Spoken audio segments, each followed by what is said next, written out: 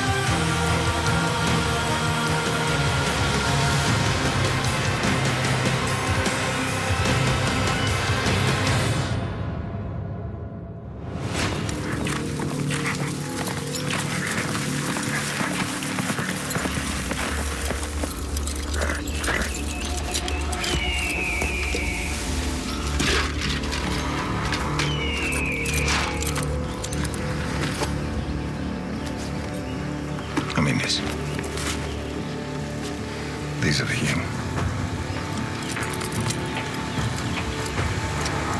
They were your father's.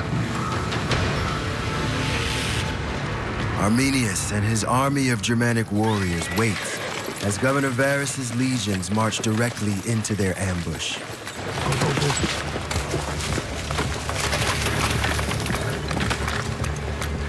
We can't strike until the vanguard has passed. We wait for Varus. If we hit them too soon, they'll regroup. Do not let them get into formation.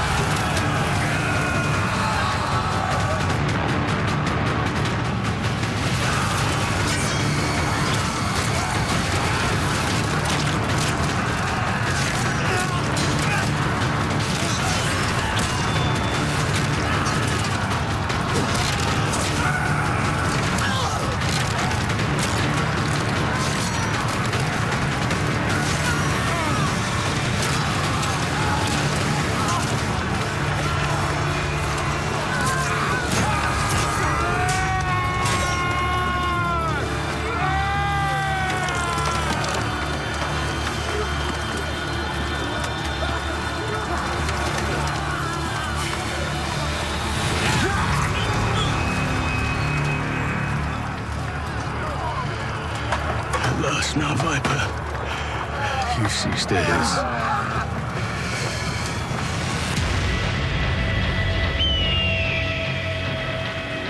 The Battle of Teutoburg Forest rages for 3 days.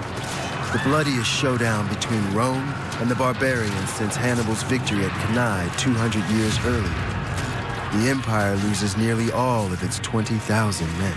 Arminius' victory is utterly unprecedented. It should never have happened for a bunch of untrained Germanic tribesmen to hem in 3 legions and basically wipe the whole of them out. This should never have happened. The irony here is that Rome created its own worst enemy.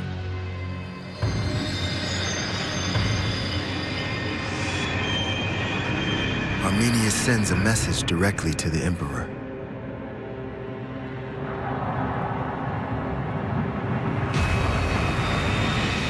Rome is no longer invincible.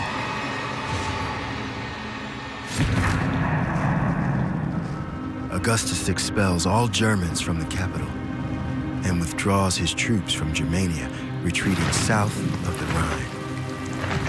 But the emperor refuses to accept defeat. He attacks again 2 years later.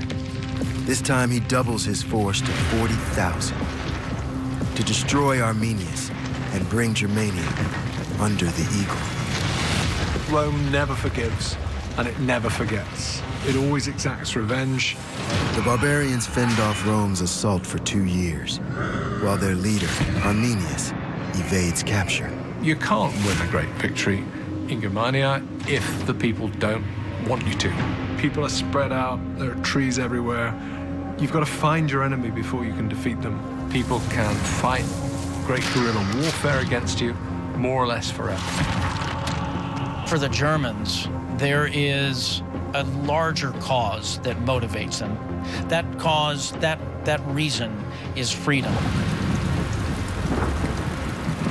The Empire unleashes waves of violence against the tribes, but fails to draw Arminius out of hiding. Until its legions target his own family.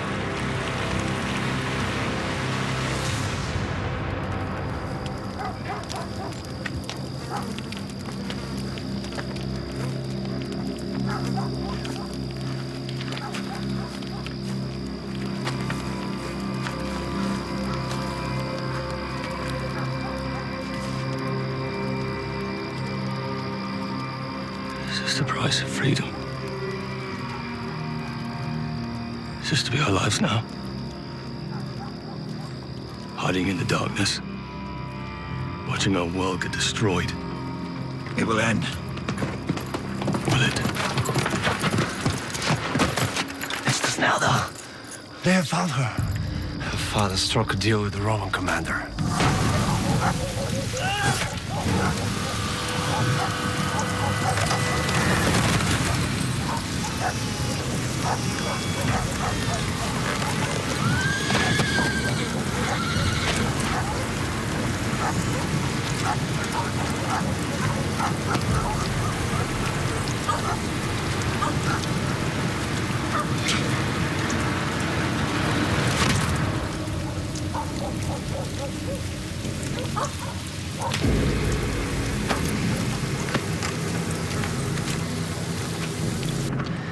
He was your brother. Flaus.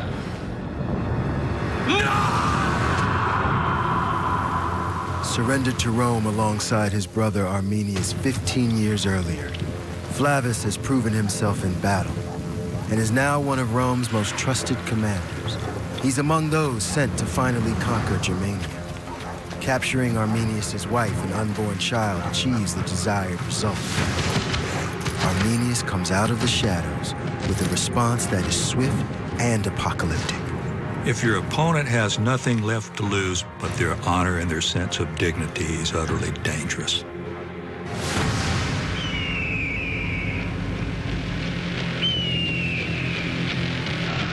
When the two sides meet, Arminius commands an army of 20,000 warriors from tribes across Germania.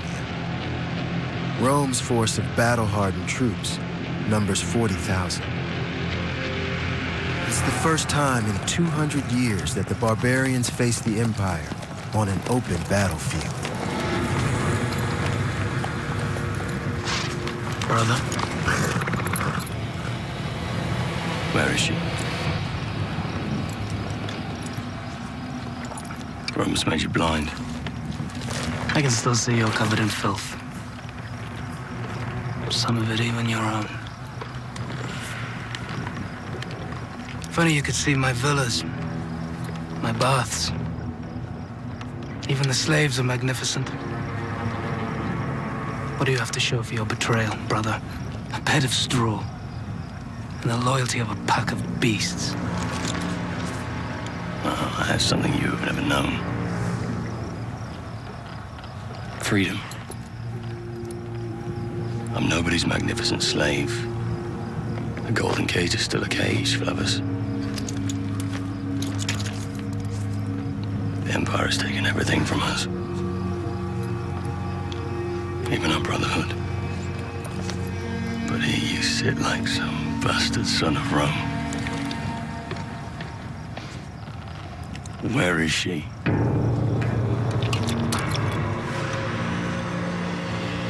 She's in Rome. With your son. Oh, you didn't know you had a son. He'll be brought up as a good Roman. I'll raise him as my own. My own Roman slave. I will kill you for this. I will kill you. Then let us begin.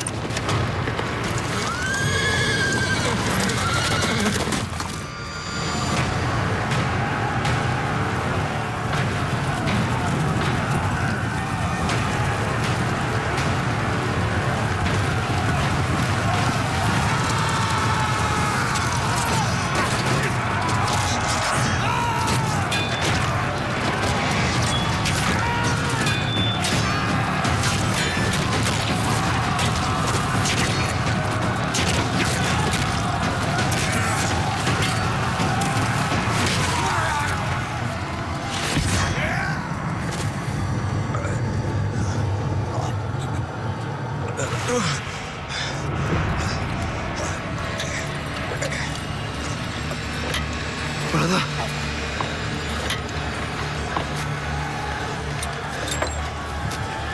Your rebellion will fail. And here you are, on your knees, before Rome. I will never kneel before Rome.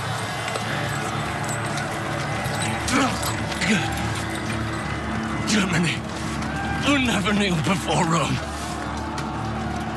You will die, along with Germany, my brother.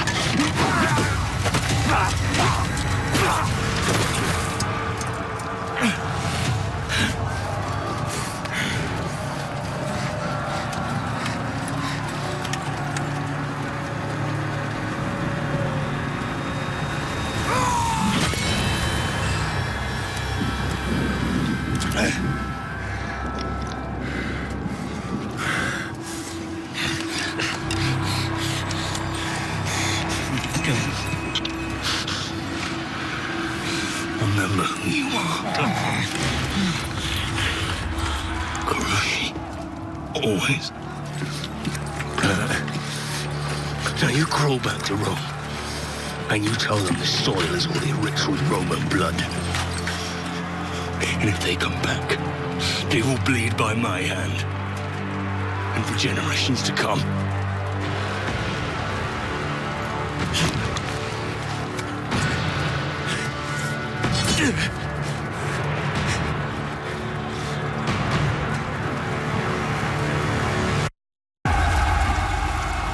For the first time in nearly 300 years, the barbarians are shifting the balance of power against Rome. Still determined to conquer Germania, the Empire launches a series of attacks over the next 8 years. Arminius repels them all, but he never reunites with his family. His son is raised as a captive in Rome, his story lost to history.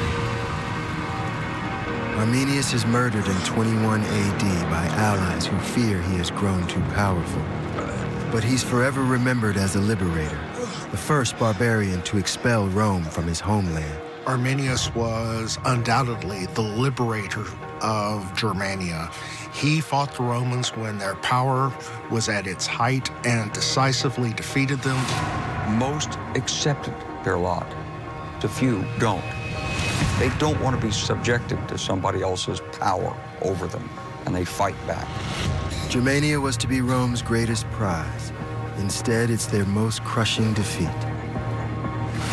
The empire abandons its campaign in 21 AD, 40 years after its first invasion, sets its borders at the Rhine, and never again sets foot in Germania. But Rome must expand to survive. Its strength comes from conquering new lands, resources, and populations to fuel ever more growth. This underlying Roman ambition to expand, it affects everything. The entire Roman civilization is built upon it. Driven out of Germania in the east, Rome turns its eye north to one of the last remaining barbarian strongholds, Britannia, a place unlike any Rome's conquered before. The Romans viewed Britannia as the land beyond ocean, as the place beyond the end of the civilized world that lured them forward. It was a land of myths and mysticism where supernatural spirits stalked the land. It was exotic, it was wild, it was barbarous. And on the other side, they thought it was very rich. It had gold and silver, they thought, hunting dogs, slaves, grain for the army. The price of victory was a good one. Over the last 100 years, the empire launches 5 separate invasions of the island. All of them fail, beaten back by the Celts. Ferocious pagan warriors who ride chariots into battle and fight naked or covered in war paint, designed to instill fear. For Rome, Britannia represents something very different. People there are as alien as any they've encountered. They seem, literally, to the Romans, insane. And of course, they're also going after your head. They won't be content to defeat you until they've got your head. So that's very frightening to the opponent.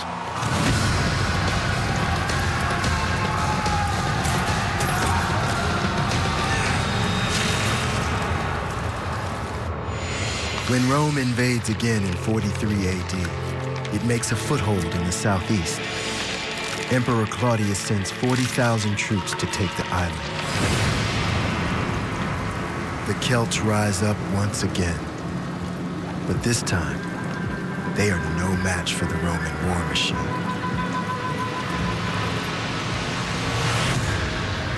One by one, the tribes begin to fall. Those not defeated in battle are bribed into peace treaties. Among them are the Iceni, who have been at war with Rome for 2 decades. Their leader, King Prasutagus, accepts the empire's peace terms. We've already seen this kind of tactic in Germania. It's just what the Romans do. They offer up a treaty in agreement with the tribe. You sign it, you're a friend, you're an ally of Rome.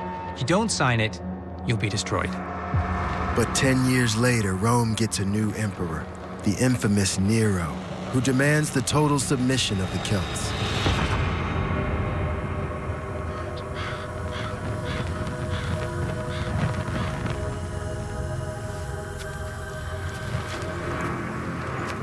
Prasutagus, king of the Iceni, we are gathered to speed your passage to the other world. You brought your people peace. Now you go to yours. Your daughters will succeed you at the head of this great tribe, guided by your beloved queen, Boudica.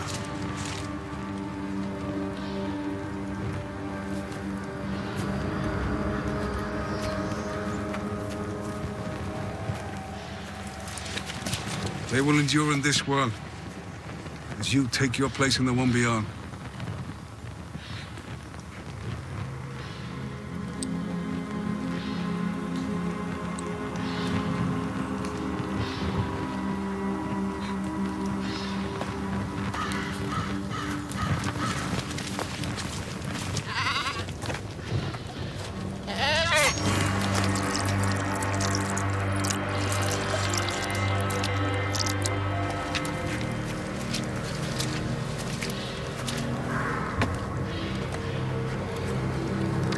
Of the sacred mystery. Accept this sacrifice. May this lifeblood ease the journey of this king.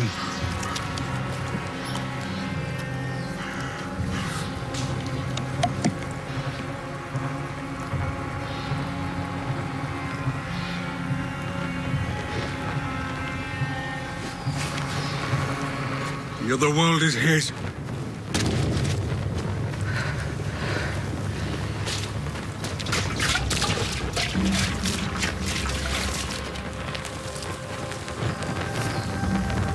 Sleep well, my king.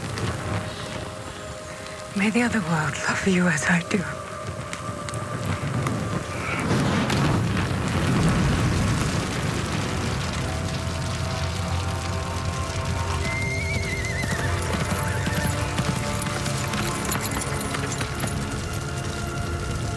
Tell me. The death of Prasutagus leaves the Iceni in a very vulnerable position. Nero would fully expect the kingdom to be handed over to Rome. Instead of that, he's left half of his lands to his daughters. Now, leaving your kingdom to 2 female barbarian children is utterly abhorrent to Rome.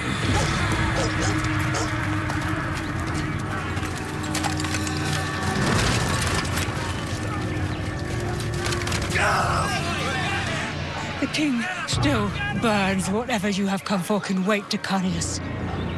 My husband, the king, made a deal! Your husband, the king, lays dead.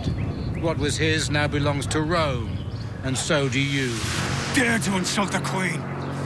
Dare to break Emperor Claudius's deal! Claudius is dead. I answer only to Nero. The Empire is calling in its loans, and they will pay. My husband did what Rome asked. He honored every promise. If Rome betrays our alliance now, know this, Decanius. You will regret making enemies of us! I doubt that, you filthy animal.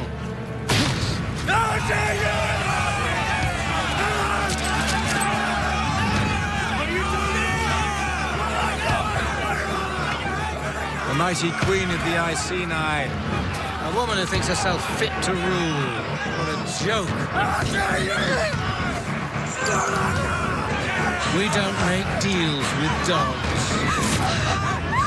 Teach us some respect.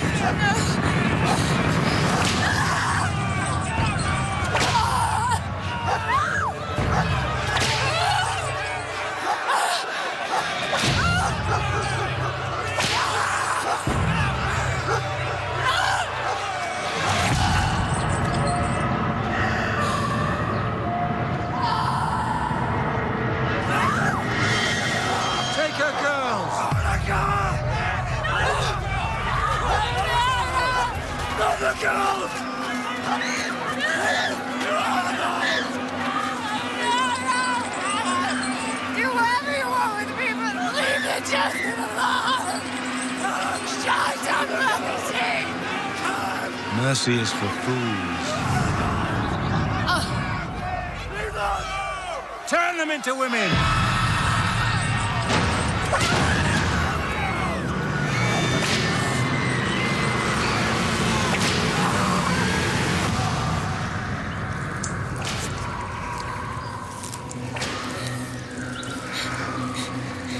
Look after your sister.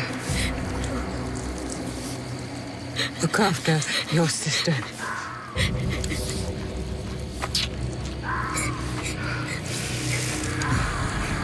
The Romans grossly misread the situation. Boudica is not going to take this lying down. This is an insult to her tribe, it's an insult to her god, and it's an insult to her and her status. There is really only one way out of this, and that way is to meet violence with violence.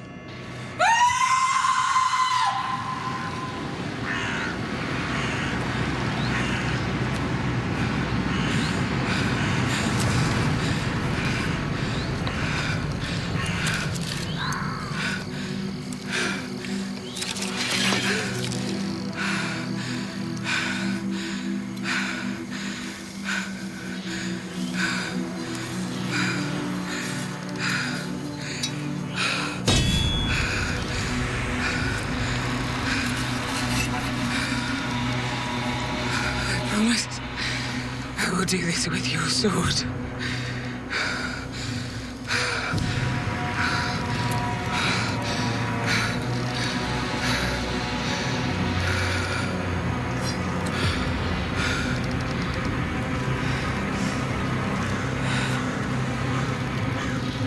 We will destroy them all.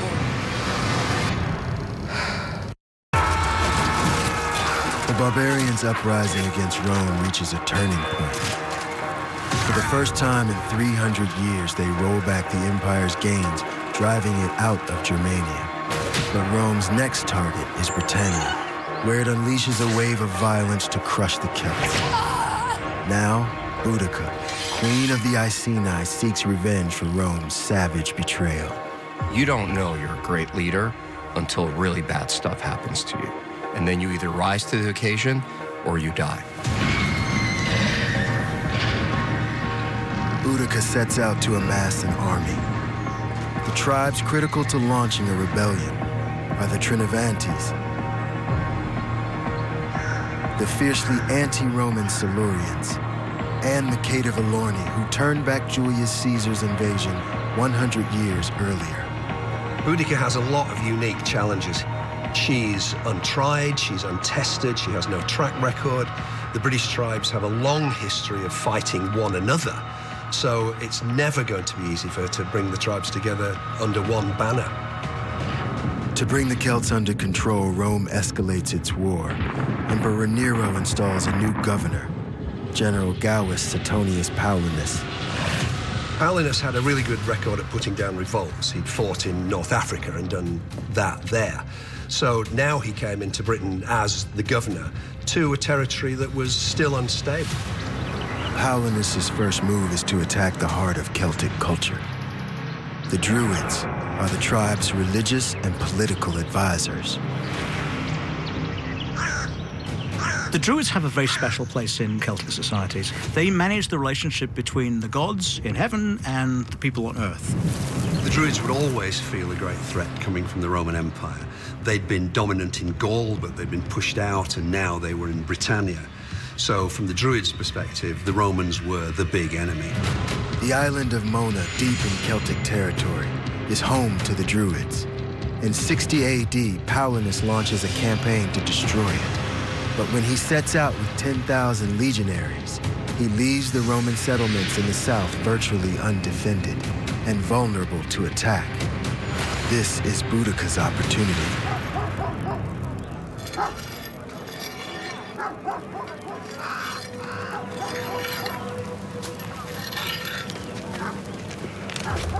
We need you here. I'm needed in Mona. Aegis and his warriors will protect you if Decanius returns. That won't be needed. I'm not waiting for the axe to fall. I'm already sharpening my own blade. You don't know what you're doing. I know what needs to be done. Don't let revenge blind you. If I need your advice, Cathbad, I will ask for it. And when you ask for it, I will tell you this. Know that the only thing worth living for is the only thing worth dying for.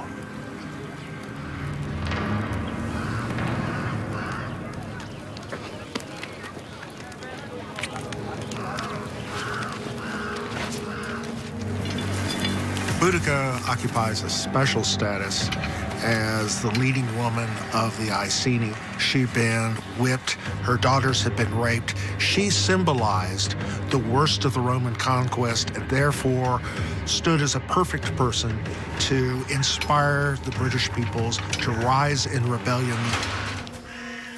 Meeting like this is suicide. Not a meeting like this is suicide. Let her speak. A great darkness has come and threatens to consume us all. My people will never be cowed. You know from the brutality thrust upon me that none of us are safe from the Empire. Unless we stand now, we will be the last generation of Britons to have known a taste of freedom. We must drive out these demons from our lands. How? Last time we fought them, we were annihilated. You know this. Your Iceni tribe was beaten into submission. Does your king sign the treaty with Rome? From this day on, the Iceni pays no more tribute. Your choices need not be ours.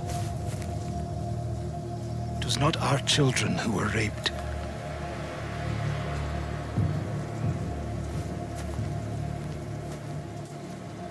The 2 children raped by the Roman animals may have been born of this body. But they belong to no one. They belong only to this, our island. And now they send Powerlinus and his legions to Mona to slaughter the Druids.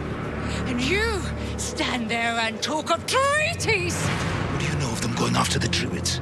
Cathbert told me. The Empire rides west as we speak.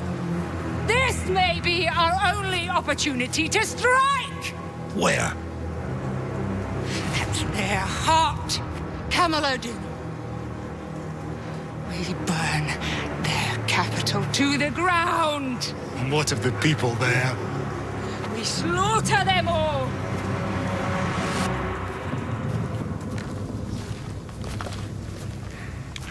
I came out of respect for your husband, but I will not die alongside you. And neither should anyone else. My people will not die for your personal vendetta. This is personal for all of us! Why should we die in war when we can keep what we have in peace? The Emperor Claudius used such words to seduce our people. But Rome has changed.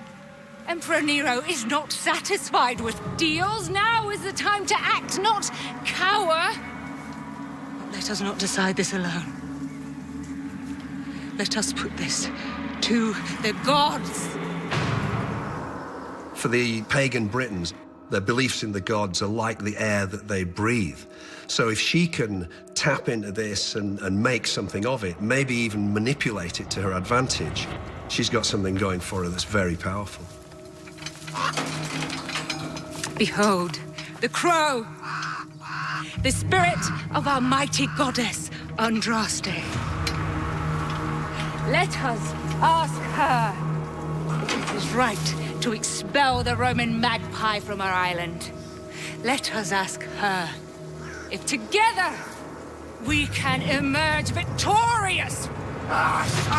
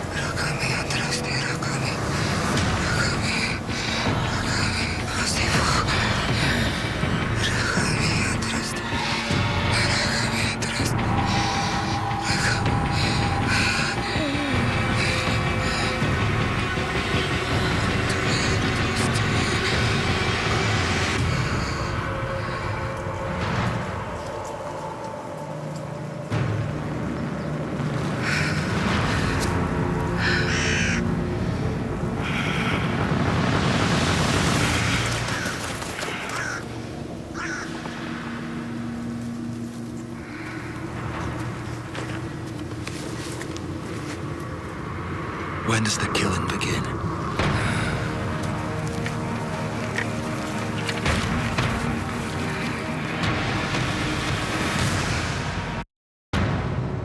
The barbarians' victory in Germania forces the Empire to find a new frontier to conquer.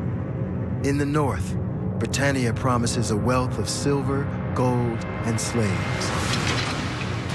But the Celts intend to fight for their survival. Queen Boudica of the Iceni wants revenge and does whatever it takes to convince the tribes to join in her fight. Incredible sacrifice is very difficult on an individual level. For a greater cause, people will give up their life, their money, their family, everything for the cause. In ancient Britain, entire communities would rise up and they would all go on to the battle site. This means that if it goes wrong, you're not just facing the loss of a battle, you're facing the loss of potentially your entire people.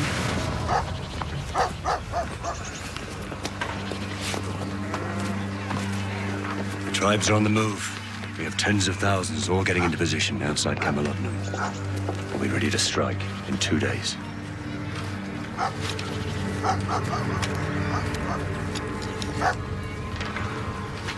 The first kill is the hardest. But like any warrior, you'll cross that bridge when the time comes.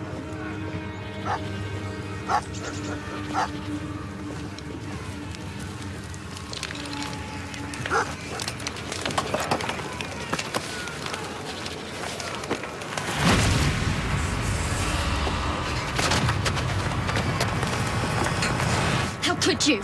How can you ask me that? You tricked an army, but you can't fool me. No, I have tricked no one. You want all their blood on your hands too? What? How many people do you hope to destroy? As many Romans as I can. Can we not stay at home? Home? Home is not a place. It is a privilege, and unless we fight to keep it, it will be taken from us. And if you die? Then I will wait for you. In the other world. With your father. Okay, come. Shh.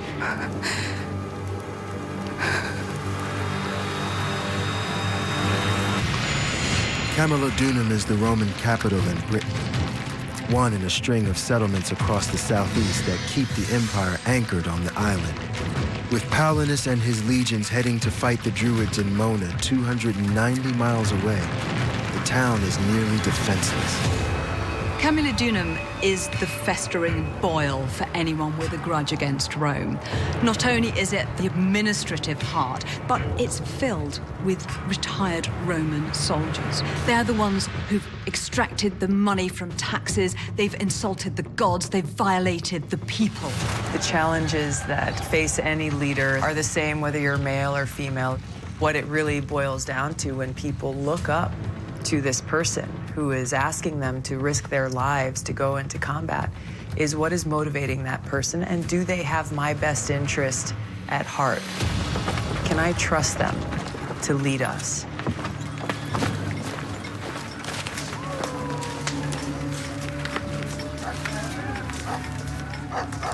Time to see how you fight.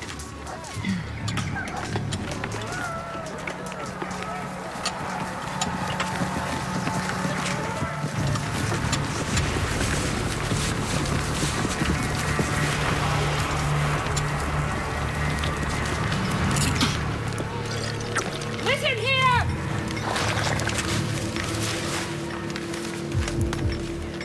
Lookouts and sentries first.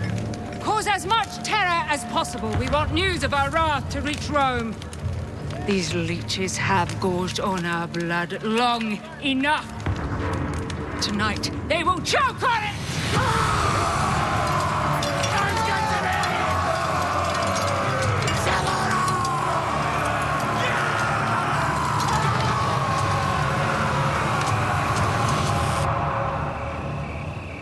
Boudica goes into Camalodunum to cause utter carnage. She needs to send a message of utter terror to Roman Britain and throughout the Roman Empire. The Britons are on the rampage. Rome, you have never seen anything like this before.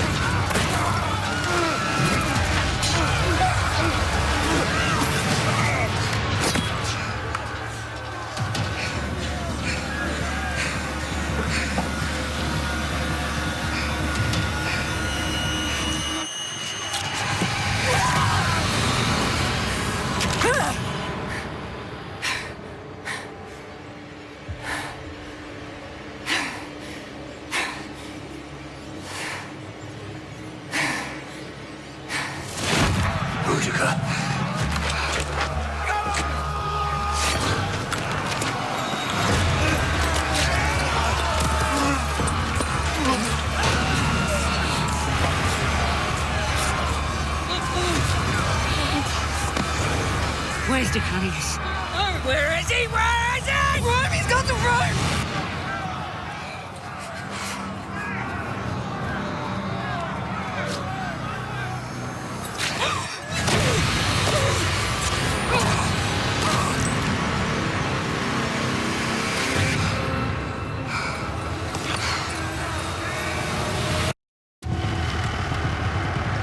The Roman Empire controls the ancient world, but 300 years of resistance chips away at its power. Now Boudica's Celtic horde strikes a violent blow, determined to fight blood with blood. They have beheaded all their high-ranking men and slaughtered their women, as they've done with ours. And where are the others? Hiding in the temple they built to honor Claudius. The temple of Claudius was a focus of emperor worship, so in many ways a really obvious target. This was everything they hated about the Romans in one place. Please help us. Please. There are children here. Please, in the name of the gods, let us out. Boudica, the children. My children! Please! Have you no mercy?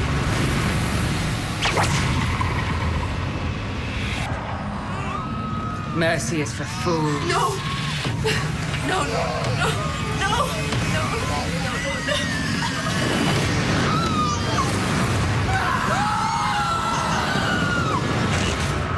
Boudica's army slaughters tens of thousands of civilians at Camalodunum. They burn it to the ground.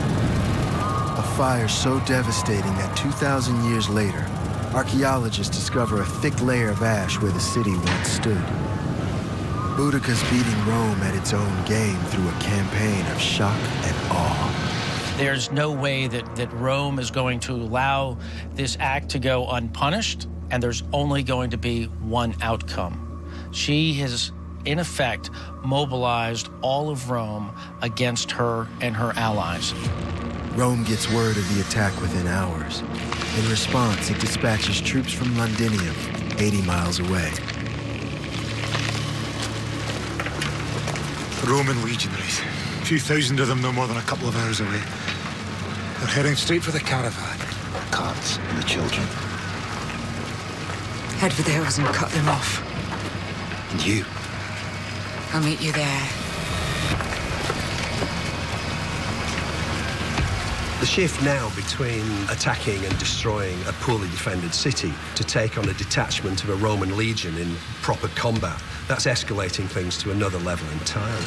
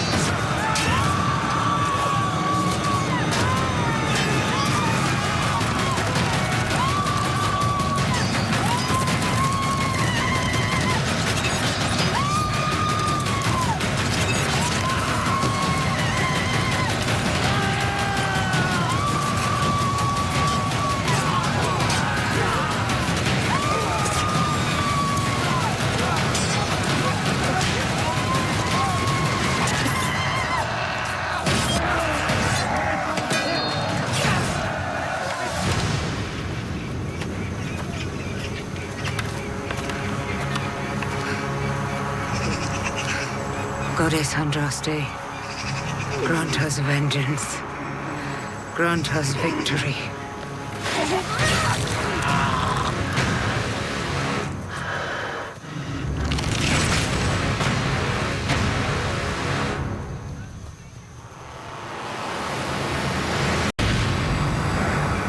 The Barbarians' 300-year struggle for freedom is gaining momentum in Britannia.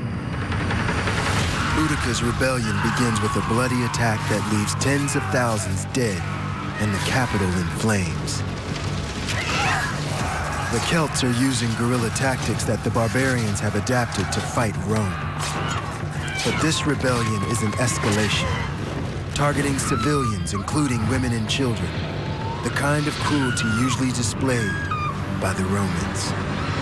The capture and destruction of Camalodunum was highly symbolic for the Britons because it was a major Roman centre, but it was also an extremely soft target. It was an easy conquest. There were no walls. The inhabitants were Roman veteran soldiers by and large. So now they could and should expect the full might of Rome to be deployed against them.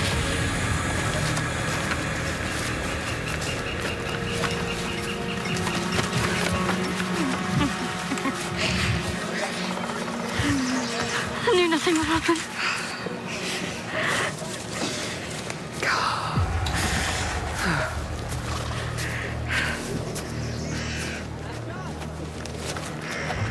You were right.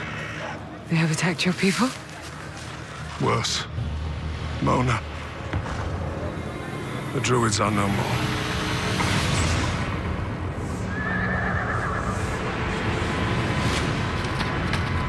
Paulinus's attack on the island of Mona was brutal. He turned loose the legionaries, they slaughtered the women, they went in and murdered the Druid priest. It would be the equivalent of an army marching into the Vatican, murdering all the nuns, killing all the priests, and then burning down St. Peter's.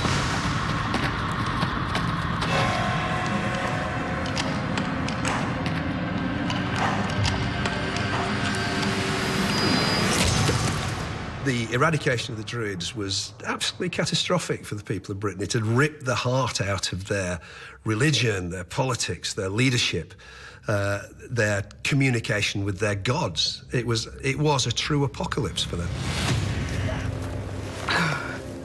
The gods have abandoned us. We can't go on. We must. Without the Druids, what hope do we have? Without us, what hope do these people have? The Druids were slaughtered to tear us apart. If they succeed and our unity breaks, it ends all opposition against the Empire. We have no choice but to go on. We are the only ones who can carry on this fight. We must answer blood with blood. She's right. Look at what you have done here. The fight has already begun. Their troops lay dead. Their city destroyed. If you continue, you can drive them back into the sea. If you give in, Britannia will fall. What is your plan?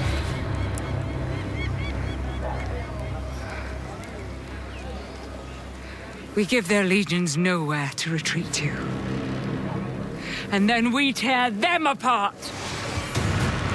The Roman occupation depends on the belt of fortified cities it has established across the Celts' territory. Camalodunum now in ruins, Verulamium and Londinium, the center of Roman commerce. Boudica plans to destroy them all. This is the ancient equivalent of Sherman's march in the American Civil War. It's pretty much slash and burn everything. Burn it to the ground, leave nothing behind, no form of infrastructure is intact. It's a really shrewd move now for Boudica to attack Londinium. It's a major port, it's very strategically located, so now she can drive a wedge between Paulinus and the rest of Rome and cut off his supplies.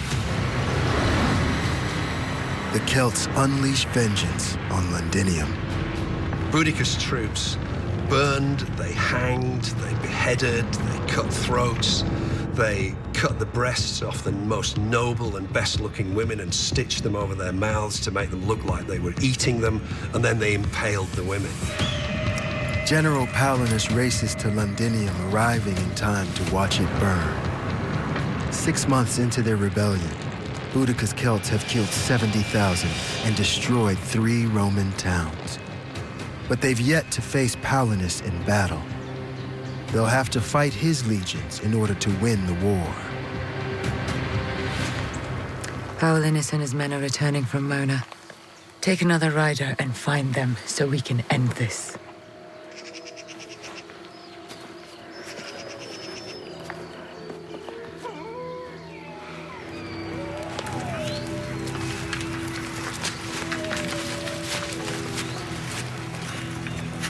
Aegis will find them.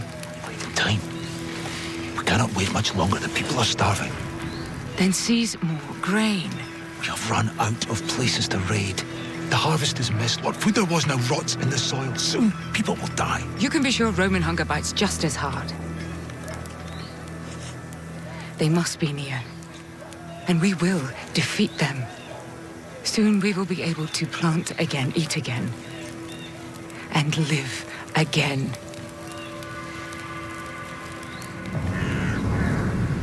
Goddess Andraste, please come to me. Come to me, guide me the way. Please, help me.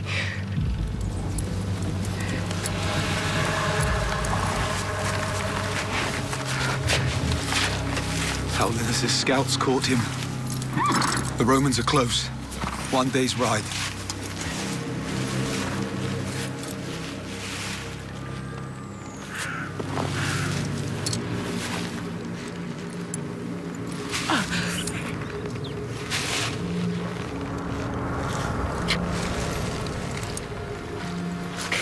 Give that to my husband.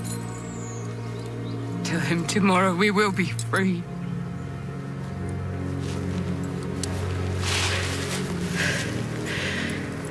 We must not let them dig in. We leave at dawn. Rome is the most powerful empire in the ancient world, built on domination through expansion. And now fighting to conquer Britannia, where Boudicca is beating them at their own game, waging a guerrilla war with Roman-style vengeance. We've had tens of thousands of dead. We've got 3 cities in flames. Rome has never had to cope with anything like this before in its history. Boudicca's Celtic army outnumbers Rome's forces 3-1 as the two sides prepare to battle for the first time. General Paullinus, a master military tactician, looks to even up the odds. No commander ever wants to go on the battlefield for a fair fight. Why would you ever want a fair fight? You want an unfair fight with all of the advantages on your side. He devises a plan, forcing the Celtic warriors into a narrow defile where he can take them out one by one. For Boudica to stand any chance of survival, she must get her troops through the defile as quickly as possible so that they can then spread out and use their tactics that have worked so well. But speed is of the essence if she has any hope of winning this battle. Your men are ready? Ready.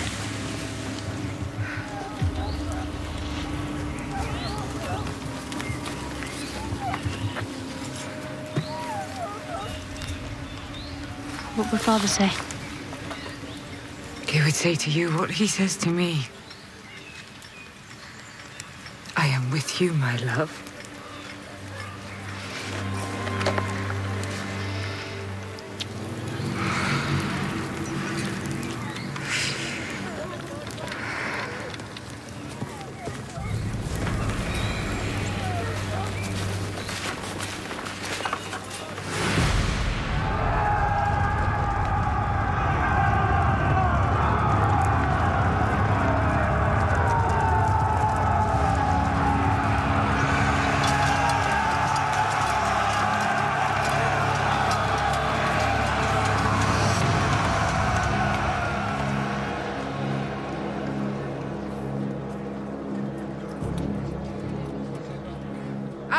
enemy believes we are a divided land.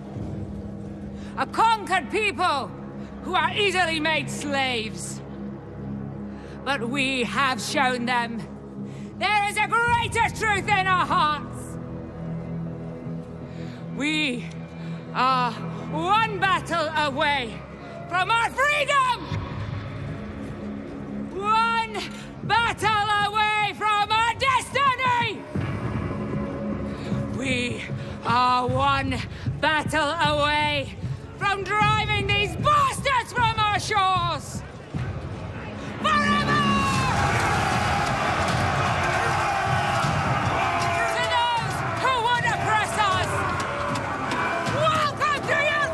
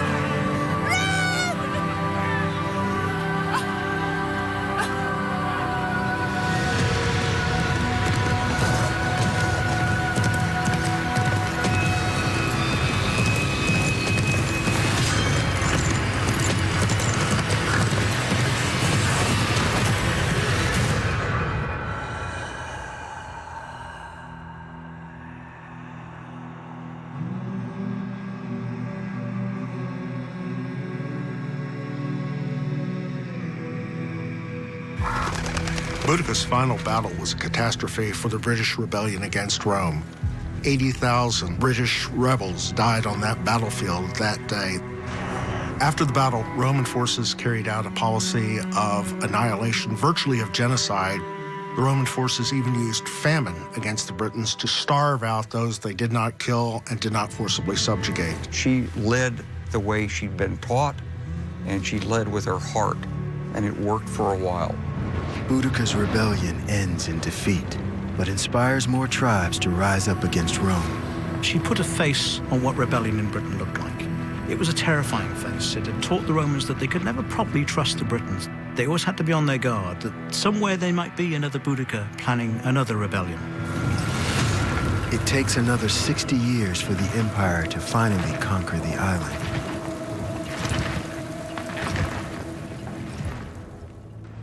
The campaigns to take Britannia and Germania come at such great cost that the Empire can no longer afford to keep fighting the barbarians. Rome's age of expansion is over. Rome stopped expanding for a number of reasons. One was military. The resistance on the borders was getting increasingly severe. The other was bureaucratic. The Romans couldn't maintain the domains they'd already conquered because they didn't have sophisticated enough government to do it.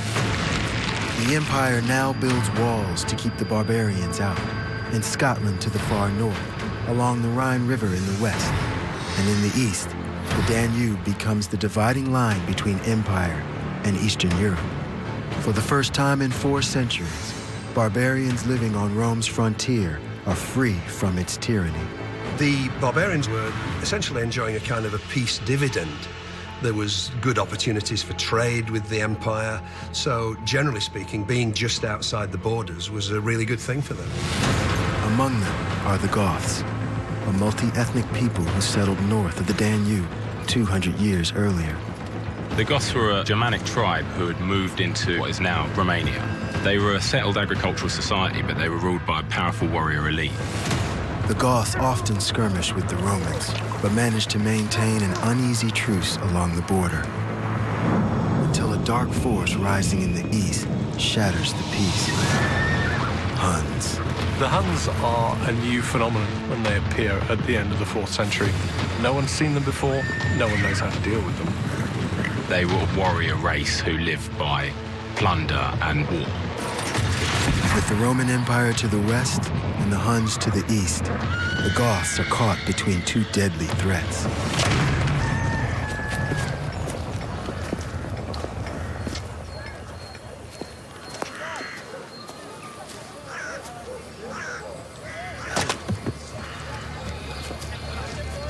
Alaric, more wood.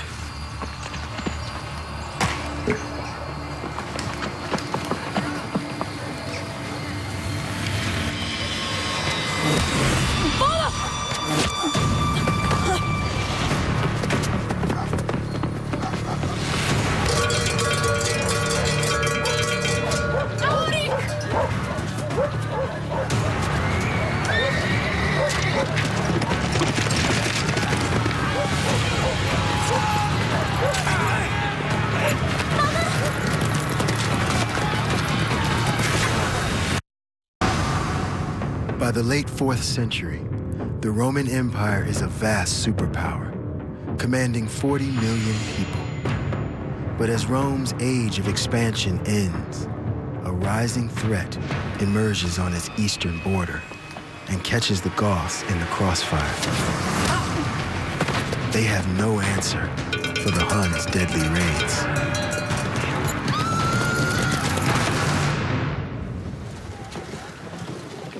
To save his people, the Goths' leader, Fritigern, is forced to make a bargain with his enemy. Fritigern was a military leader of one of the groups of Goths. He certainly had been involved in a number of wars. Fritigern asks Rome for asylum in exchange for safe passage across the border into the protection of the empire. He agrees to provide Emperor Valens with an army of Goth mercenaries to help fight the Huns. Fritigern didn't really have much of an option here. He was caught between a rock and a hard place. He had to get away from the Huns, and doing a deal with the devil in the person of Roman Emperor Valens was the only option he had, really. Fritigern must gather his tribes before it's too late.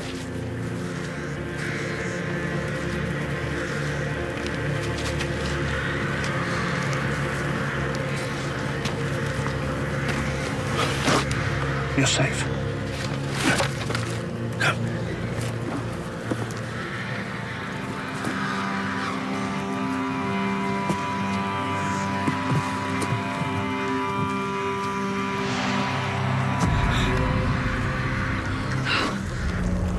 See if there's anyone left alive.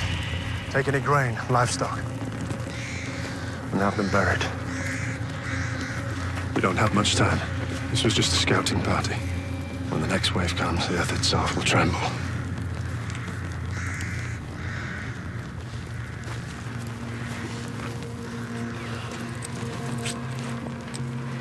Take this. You live. Alaric is just a young man when he survives the Hun raids. Fritigern takes him into his protection as they head for Roman soil. One of the effects that the Huns had was to make people flinch away from them.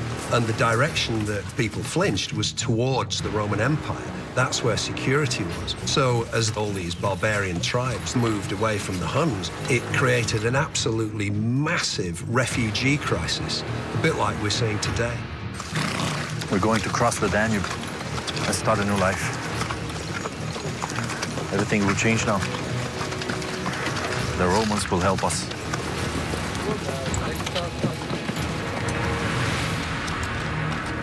The Goths descend on the Danube like a tidal wave.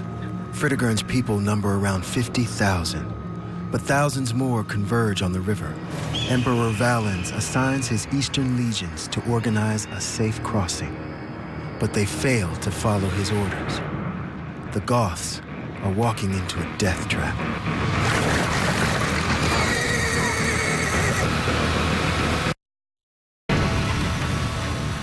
On the Roman frontier, The growing threat of the Huns is throwing the barbarian world into chaos, driving the Goths into the arms of their enemy. But the Empire's promise of safe haven across the Danube River is over before it even begins. The crossing of the Danube was a disaster from beginning to end. The Romans weren't in no way prepared for the number of Goths who they eventually had to transport over the river.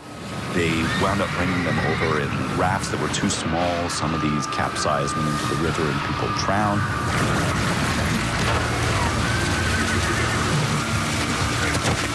Hundreds of Goths die in the crossing.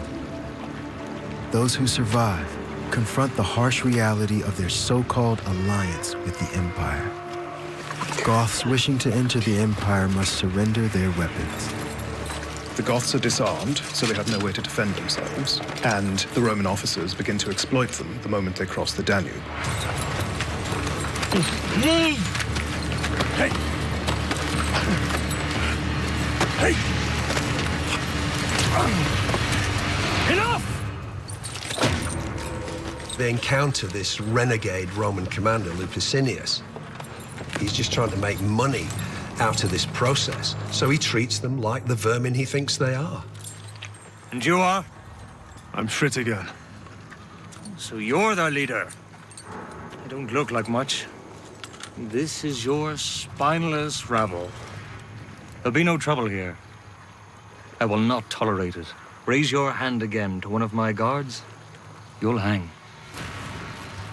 We have a message from your Emperor, guaranteeing us protection. We'll see that it grants us the right to safe passage.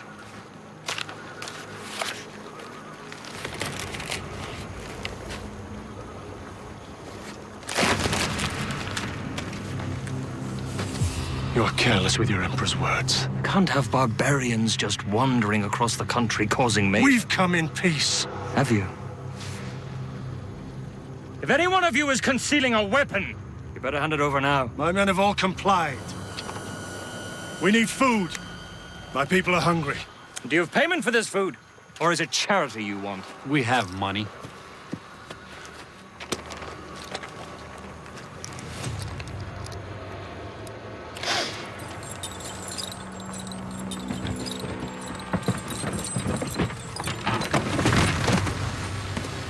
They can start on that. You think we're savages? No. No, the Huns are savages. You are... what? Cowards, maybe? Parasites? If you don't like it, you can go back across the river and deal with the Huns. Like men. Lupicinus was only enacting the kinds of feelings that had been inculcated in him by a Roman system that said, scorn all barbarians. These people were, in the Romans' eyes, inferior, and they deserved to be fleeced, and they deserved to be abused. The Empire settles the Goths in a string of camps along the riverbank, under military guard. The ill treatment of the Goths, I think, is a combination of straightforward logistic problems and Roman ill will. They control food supplies, so that they can control the Goths by threatening starvation.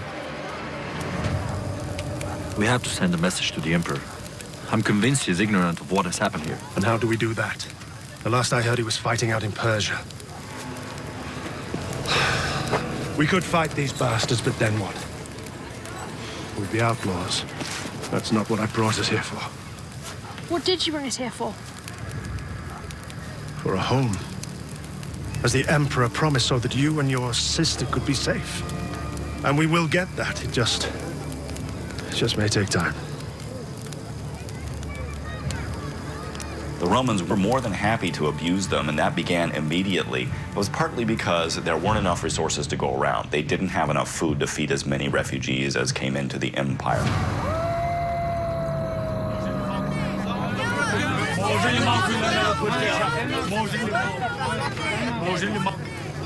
We've had 12 people die today from hunger. Parents are selling their children. Selling their children? For dog meat. We can't hold out much longer.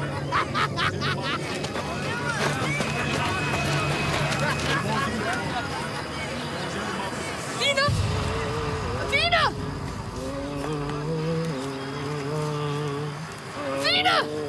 Mina! Awari! Awari! Awari! Mina! Awari! Mina!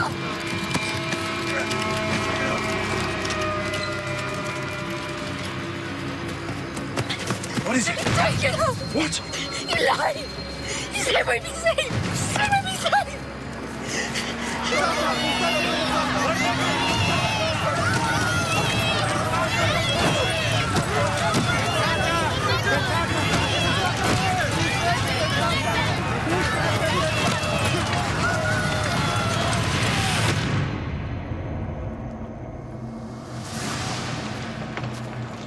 Lupicinus's arrest of their leader, Fritigern, provokes the already restless Goths into action. Lupicinus has made a terrible misjudgment here. The Goths are, in fact, not the weak, starving, helpless people he thinks they are. They're some of the mightiest warriors in the ancient world. So he's stirred up an absolute hornet's nest.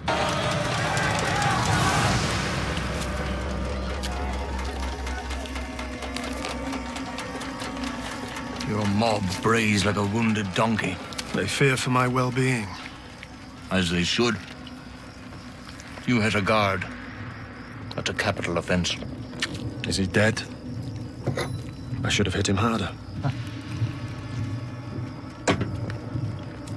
You're a troublemaker. We came in peace and you've done everything you can to make enemies of us. My people are starving whilst you enjoy good food and wine. How will that taste when they tear you limb from limb? You're threatening me. Not I. But I think it would be wise to let me return to my people so that their minds can be put at ease.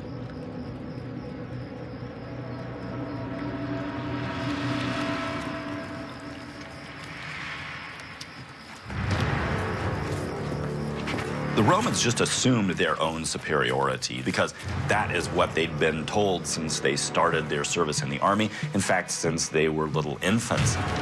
They had, I think, no idea how powerful these Gothic forces were going to be. Now is the time.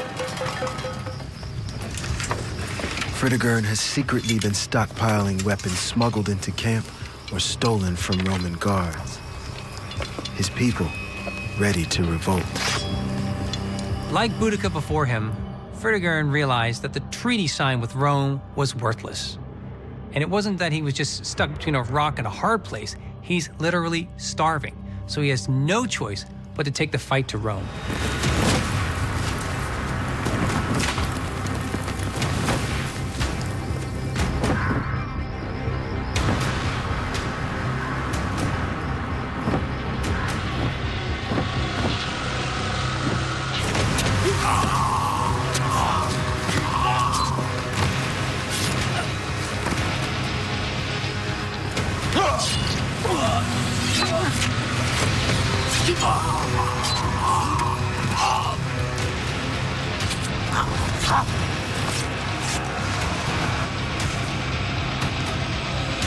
Stop them!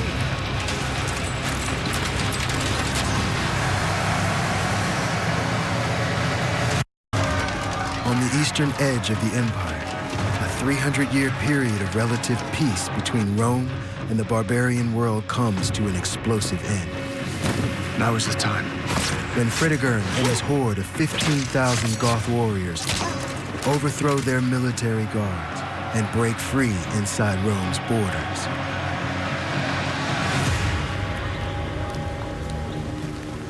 We came in peace. We came in friendship. What idiot makes an enemy of me when I come in peace? We'll send a message to the Emperor. Rome now has an absolutely nightmare scenario of its own making. So not only do we have the Huns outside the empire and all the terror that they're instilling, but now you've got a fully fledged rebellion inside the empire as well, by warriors who could have been used to fight the Huns. Once Fritigern and his forces had overcome Lupicinus, all these other people came flooding over the Danube, joined the Goths, and they took over all the territory of what's today northern Bulgaria. Towns, villages, encampments, farms, everything is being burned, pillaged, destroyed. Occupied, fighting a war in Persia, Rome fails to mount a defense against the Goth raids. Fritigern controls the frontier for 2 years, seizing territory and closing in on the most important cities in the Eastern Empire. The heavily fortified Adrianople and the capital, Constantinople. Emperor Valens sends his men back from Persia to stop the Goths' advance.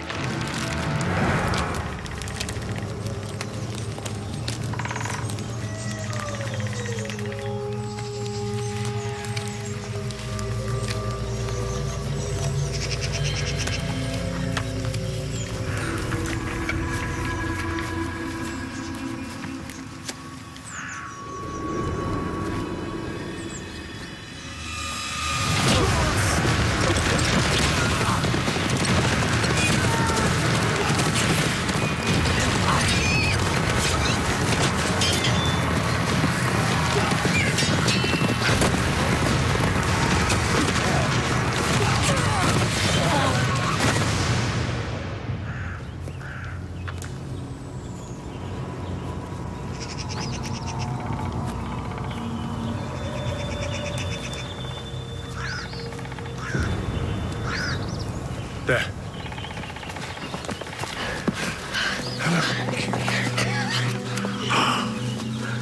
Get cleaned up. If the Goths are going to survive Rome's legions, they need to change their strategy. Fritigern can't go on the rampage forever. He didn't come into the Roman Empire to go onto the rampage. He came in there to settle. Adrianople is there for the taking. If we breach its walls, there's enough food there for half a year.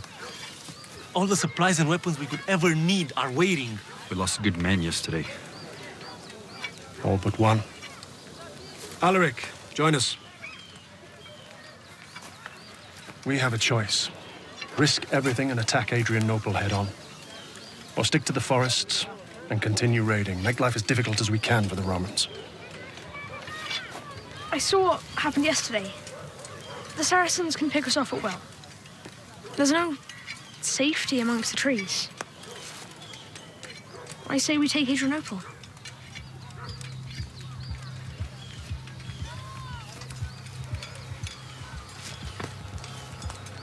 And so be it. Cunningham, send out the raiding party. If we're to take Adrianople, we'll need to be supplied. And send our cavalrymen with them. We can't afford to be taken by surprise again.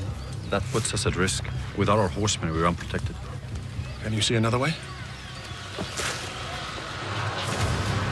Adrianople is a large fortified city that serves as a military base for the Eastern Empire. Adrianople was full of Roman wealth. It had a large population, it was strategically important, and it had strong walls. So for all those reasons, it would make a good base for the Goths. Fritigern's army numbers 15,000 when he moves on the city. A massive wagon train of warriors and civilians. But the Romans know he's coming. 30,000 soldiers stream out of Adrianople to take on the Goths before they reach the city. Leading them is Emperor Valens himself. Valens takes command personally of the Roman forces, and he will be the last Roman emperor to do that for about 200 years. Fritigern improvises a plan to circle the wagons as a defensive line to protect the civilians. Between them and the oncoming Roman force, he builds a chain of bonfires. It's high summer, and when the fires are lit, the stifling heat of the sun, the flames and the smoke will assault the Romans head-on. Fritigern knows that the Romans have been marching for about 8 hours in the heat of a baking hot summer day. They're exhausted, they're without water. The Romans feel like they're just walking straight into hell.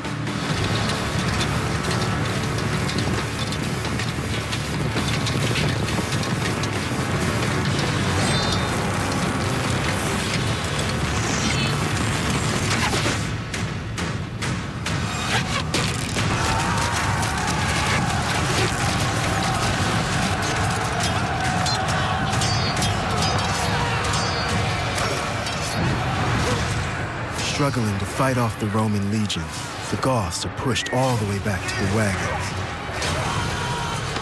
They suffer heavy losses trying to hold the line. But reinforcements arrive just in time.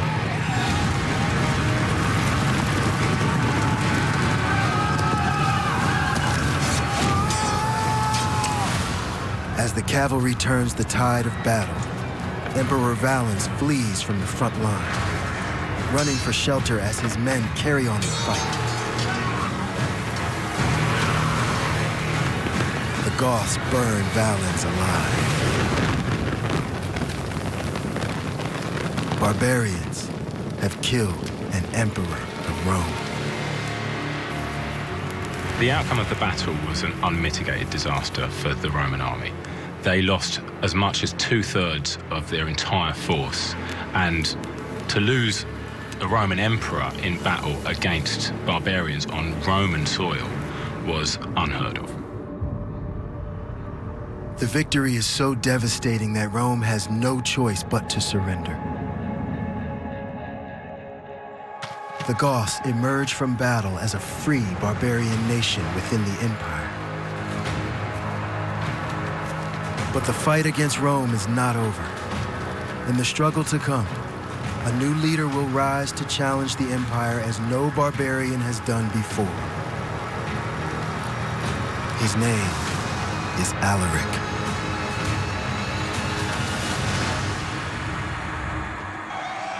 Next time on Barbarians Rising. We're no longer the underdogs. We're the rising power. They don't need to respect me. They need to fear me. From today, we cease to do Rome's bidding. Today, we go to war with Rome.